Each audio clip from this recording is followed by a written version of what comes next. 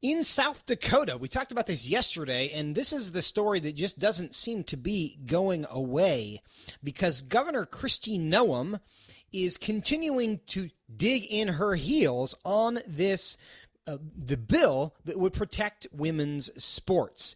And she's having difficulty trying to explain a position to people who used to be in her corner on a lot of issues because she made statements saying, yeah, I'm going to support this. And then once the bill got to her desk, she has found a variety of reasons not to. What in the world is happening in South Dakota? We're going to talk about this with Kristen Waggoner, who is the general counsel at just one of the best organizations there is in America, Alliance Defending Freedom.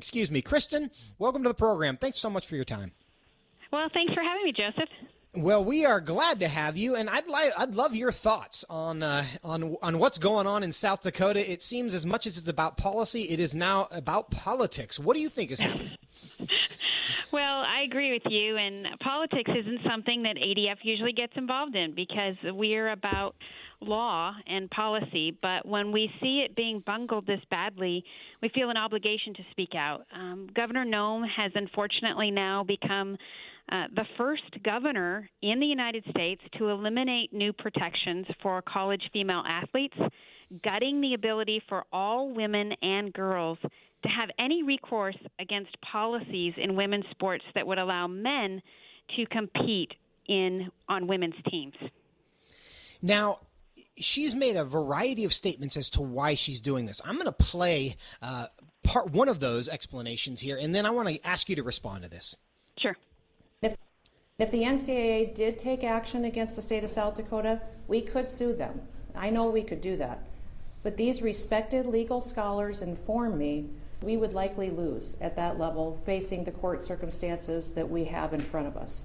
So we could pass a law, then we could get punished, then we could face expensive litigation at taxpayer expense, and then we could lose. We'd have nothing but a participation trophy to show for it. Or we could take a different path entirely. Well, Kristen, Governor Noem says that these respected legal experts have told her that she's going to lose in court if she signs this bill. Now, you are a respected legal expert, a multiple-time winner at the Supreme Court. So what say you about this? Is she correct that this is just a legal loser? No, and it's hard to keep up with the explanation she's giving for the bad decision that has been made. You know, she began by justifying her actions and saying, well, the NCAA has a policy and, you know, I'm just trying to abide by the NCAA's requirements. Well, then when we smoke that out and the NCAA has no policy that requires men to compete on women's teams, then, you know, the bar was moved to something else. And there is no conservative, respected legal scholar that would ever suggest that the law requires men to compete on women's teams. In fact, federal law would say the opposite.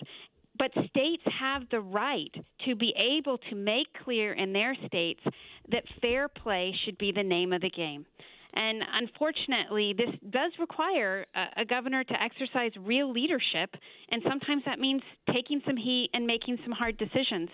But that's what's right for girls and women. They should be given equal opportunities, not have their officials pander to woke corporate ideology, which is exactly what's happening here.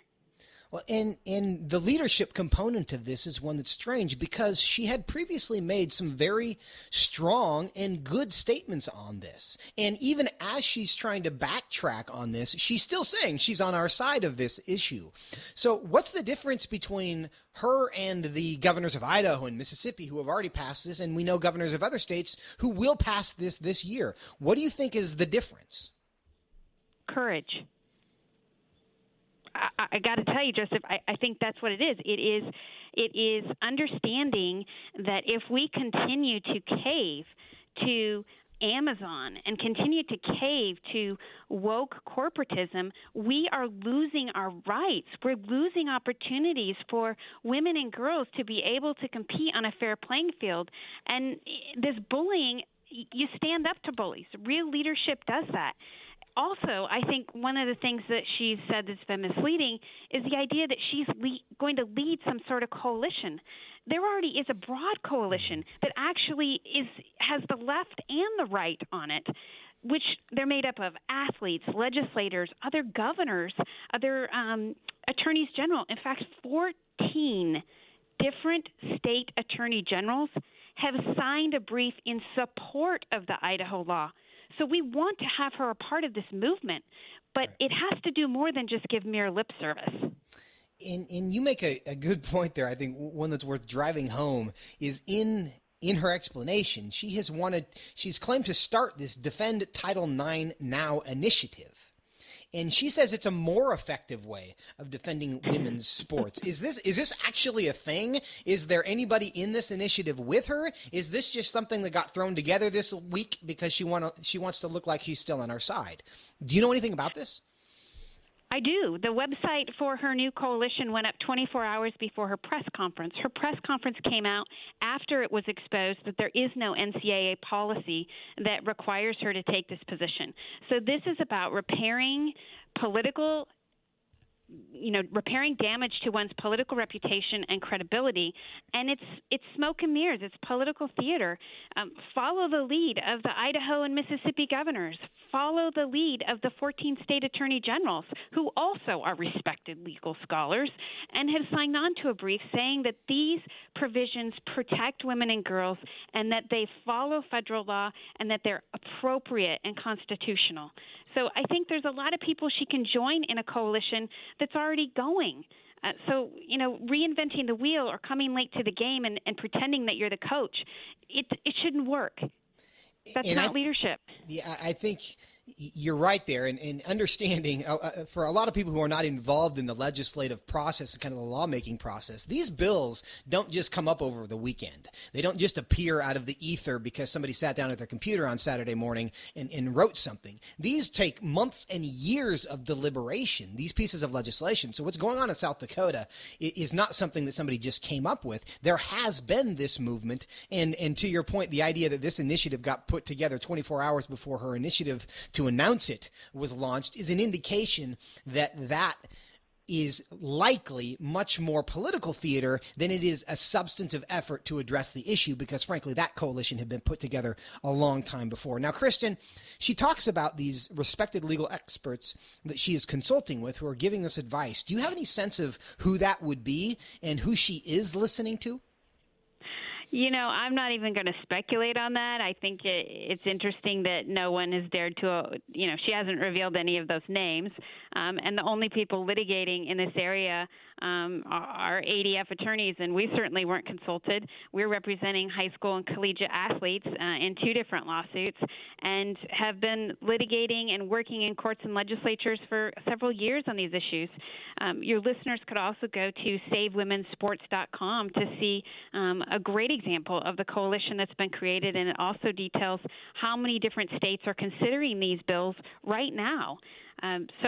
There's no question that she made a critical mistake by pandering to Amazon and the NCAA and thought she could soothe conservatives with words, empty words. And she still has the opportunity to sign this bill, though.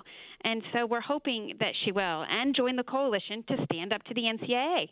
But you don't cave to a bully. You sign the bill, you join the coalition, and we move forward together. I think you're right, and honestly, I think what's happening here, and we've seen on these issues in the last decade, things that have happened in Arizona, even when Vice President Pence was the governor of Indiana, and he famously caved on some things that were important to us. Mm-hmm. One thing that I do think the Trump administration did was instill something of a spine on conservatives and kind of set this example that you don't have to cave, and that's not the best way to deal with bullies because you don't win when you do. Now, Kristen, what do you think is going to be the outcome of this situation in South Dakota? It's difficult to say. I know that the South Dakota legislators passed that bill overwhelmingly, that it was a work in process, and that the Governor Noem came out and said she was going to sign it just 2 weeks ago.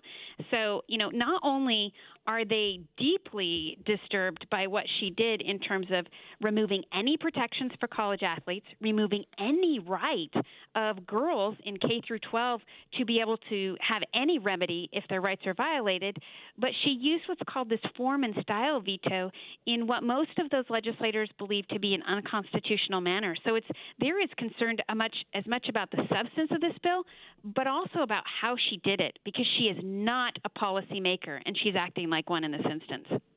And she claims to be doing this in the effort to avoid litigation, when in fact the way she did it might in fact get her plenty of litigation. Kristen Waggoner, General Counsel at Alliance Defending Freedom, thank you so much. And I will say, on behalf of my 3 daughters who are all athletes, thank you for your efforts on their behalf. Well, thank you. It's on behalf of my daughter as well, Joseph, so I join you in that. I appreciate it very much, Kristen. Thank you for your time.